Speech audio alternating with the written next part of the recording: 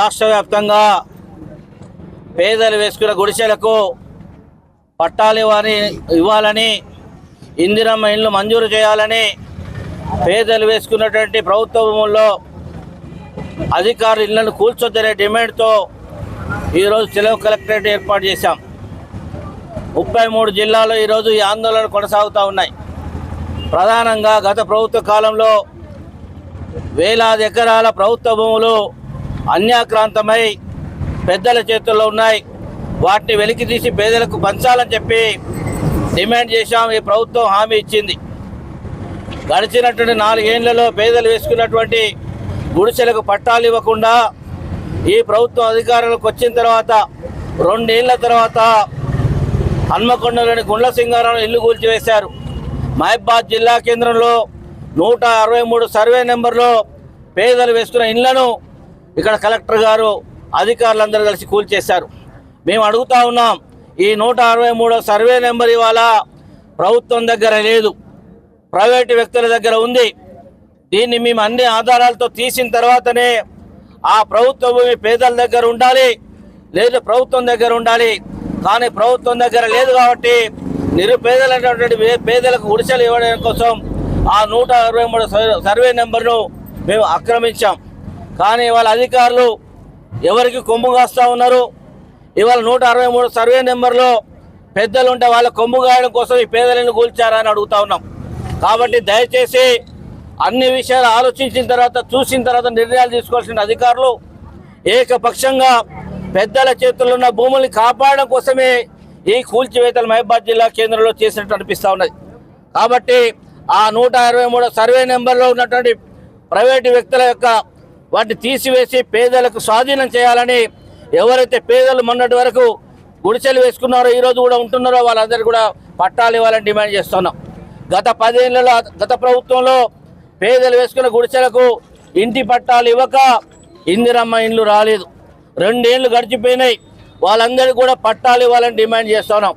ఇంటి నెంబర్లు ఇవ్వడం బంద్ చేశారు మున్సిపల్ కేంద్రంలో. ఇవాళ వాటిని కూడా ఇవ్వాలని డిమాండ్ చేస్తున్నాం. ఎందుకంటే ఇంటి నెంబర్ ఉంటేనే ఇవాళ కరెంట్ వస్తుంది, నల్లా వస్తుంది, అదేవిధంగా డ్రైనేజ్ వస్తుంది, రోడ్ వస్తుంది. ఇవాళ వాళ్ళకు హక్కు కల్పించాలని ప్రభుత్వం ఇప్పటికి పట్టాలు ఇవ్వలేదు. గతంలో 10,000 మంది దరఖాస్తు చేసుకుంటే ఒక విడత 600 మందికి, ఒక విడత 200 మందికి ఇచ్చి చేతులు దులుపుకున్నారు. ఆ ప్రభుత్వంలో అనేక సార్లు కూల్చివేతలు జరిగినాయి. వాటన్నిటినీ పేదలకు ఇవ్వాలని చెప్పి డిమాండ్ చేసి వాటిని కాపాడినాం. కానీ ప్రభుత్వం వచ్చిన తర్వాత కూడా ఇవాళ దీన్ని కాపాడి వీళ్ళకి ఇవ్వకుండా కూల్చివేతలకు తహసీల్దార్లను పెడతా ఉన్నారు. ఇదేమి చోద్యం? కూల్చివేతలు ఎవరికి కూల్చివేయాలి? పెద్దలు ఆక్రమించుకున్న భూములను కూల్చివేయాలి. ఈ మధ్యకాలంలో సోషల్ మీడియాలో వస్తున్నాయి, అనేక మంది ప్రభుత్వ పెద్దల భూములు ఆక్రమణకు గురైనాయి.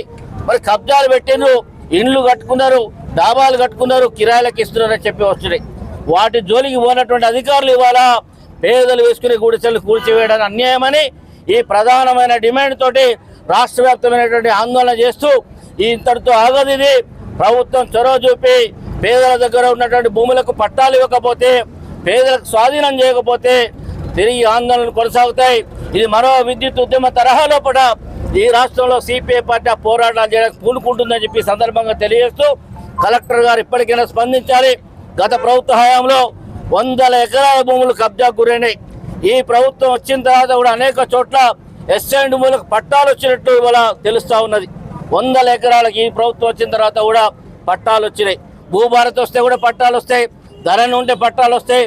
అదేవిధంగా పెద్దల చేతుల్లో ప్రభుత్వములు వెనక్కి రావు, పేదలకు మాత్రం ఇవాళ పట్టాలు హక్కులు ఇవ్వవు. కాబట్టి ఈ అంశం మీదనే మా పోరాటం కొనసాగుతుంది. దీర్ఘకాలిక పోరాటాన్ని ఈ రాష్ట్రంలో కొనసాగించడానికి సిపిఐ పార్టీ నిర్ణయించుకుంది. అందులో భాగంగా మహబాద్ జిల్లా కేంద్రంలో ఇప్పుడు ఒక 163 సర్వే నెంబరే కాదు, ఈ ప్రభుత్వం స్వాధీనం చేసుకోకపోతే పెద్దలు ఎక్కడైతే ఆక్రమించారో ఆ భూముల్లో ఈ సిపిఐ జెండాను, ఎర్ర జెండాను పాతి తీరుతామని చెప్పి ఈ సందర్భంగా తెలియజేస్తూ ముగిస్తా ఉన్నాం. కమ్యూనిస్ట్ పార్టీ పేదలు వేసుకునే గుడిసెలకి ఇంటి పట్టాలు, పేదలు వేసుకునే గుడిసెలకి ఇంటి పట్టాలు, పేదలు వేసుకునే గుడిసెలకి ఇంటి పట్టాలు, పోరాటాలు.